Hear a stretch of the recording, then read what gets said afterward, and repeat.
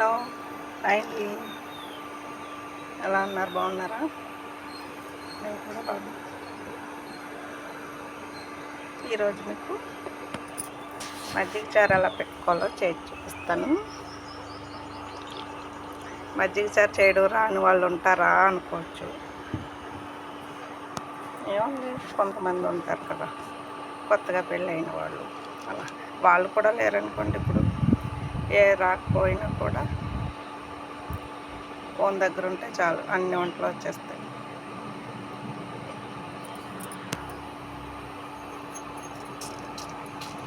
జీలకర్ర,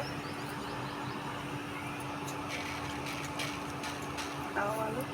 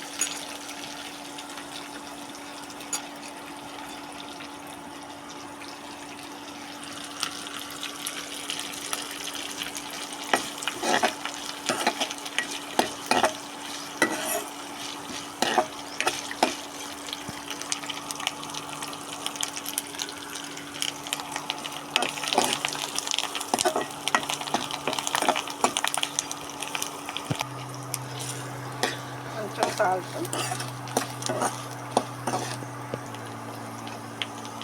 అంతే.